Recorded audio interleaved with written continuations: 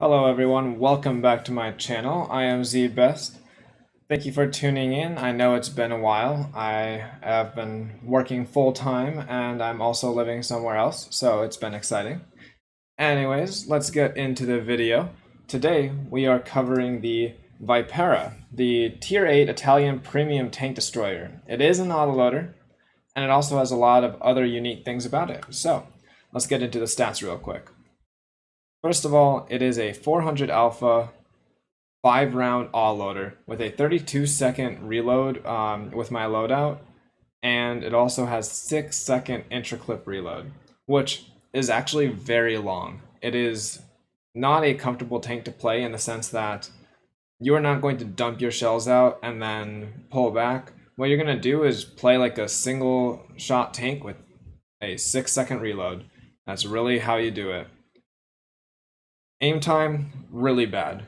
If you'll see at the top, I'm actually running a gun laying drive and a gun laying drive directive. The aim time is quite painful, and since it is an autoloader, I like to at least be fully aimed in when I fire. Of course, it is 6 seconds in between, but with the bad accuracy as well, I am using improved aiming to counteract the bad accuracy, and the field mod. Well, as you can see, I went for an accuracy and aim time build. So with my loadout, 0.35, still not very good. 2.46 second aim time, still not very good, but it is okay. Power to weight, really low. This speed is not correct as far as I know. I do believe it will be 30 and not 32. Final stats aren't exactly out yet. And then the hull armor, this is where it gets nuts. The hull is 210 and the turret is 275. Absolutely ridiculous. Health, 1400 is solid, nothing special.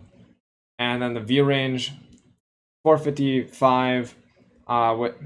It's only 360 base, but using the field mods, I do believe I actually have recon as well. Yeah. So the battle I play, I do have 465 meters view range, which isn't very useful in the way that I played it, but it will get you spots.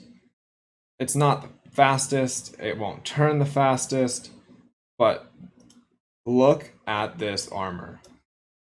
This is what the Vipera's standard round, which is 220 millimeters of penetration and 975 meters per second, which is actually a solid standard round. The premium round, 264, 1150 meters per second shell velocity. Now you can maybe pen this thing like half the time, but as soon as this thing angles, oh man. And if it uses its full gun depression, nothing is going through this. 300 effective, 330 effective, 600 effective. This thing is just completely impenetrable. Though I will make a quick note to show that if you are fighting something like a VK100, which is a tall tank first of all, and second of all, it has a high caliber gun, you will get overmatched on the roof, whereas regular heat rounds and APCR, AP, whatever, you need about 300 millimeters of penetration to go through the turret roof, unless you have a big gun that overmatches 40 millimeters of armor. Anyways, that wraps up the statistics. It does have 10 degrees of gun depression, and the loadout, I think, matches the tech tree that is coming out. Let's get into some gameplay. So, like I said, the Vipera is slow. It will not go extremely quickly.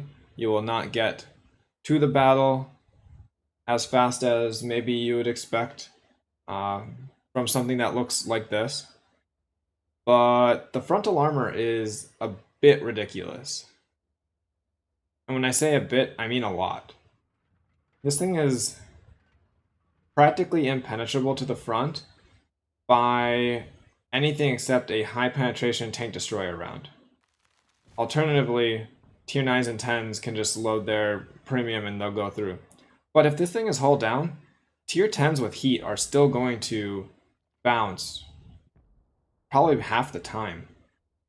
It's 310 effective on flat ground for the turret phase, which is a bit ridiculous because there's no turret weak spot. Like I said, you can overmatch it with big guns, but not everything has a gun that can overmatch 40 millimeters of armor.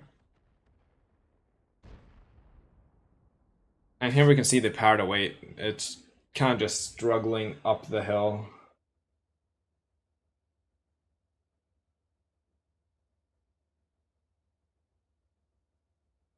One of the things that I will demonstrate in this battle is how derpy the gun can also feel.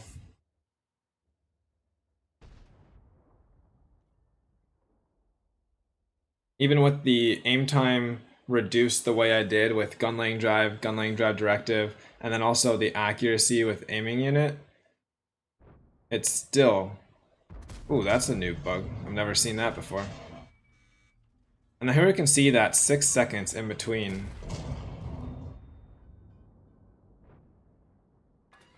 Now these outlines are something very new and interesting, but anyways.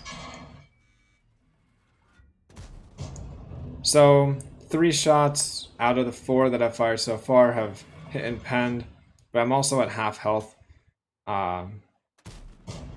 This is what I mean about derpy. Also, these outlines are a bit ridiculous. One of the things that I noticed while playing this thing is that if the game goes by quickly, there's just no way to keep up. Like, you are slow, you have terrible DPM, your shells like to dip into the ground, so you're not going to do the full 2,000 damage of your clip. You can't dump shells. It's just a very unique playstyle. And of course, there's another one, shell just dips. It's really hard to see the outline of the SU, but he had most of his turret poking out. That should have hit in most scenarios.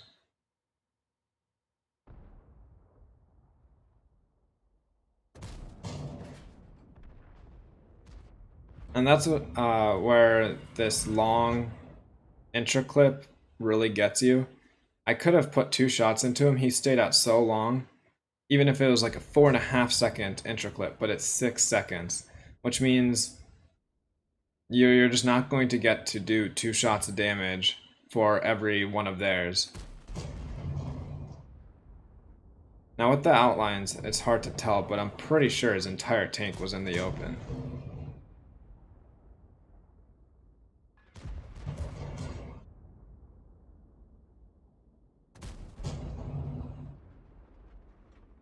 Alright, so believe it or not, that was actually my last shot of damage of that battle. So we will jump over to the after battle report real quick.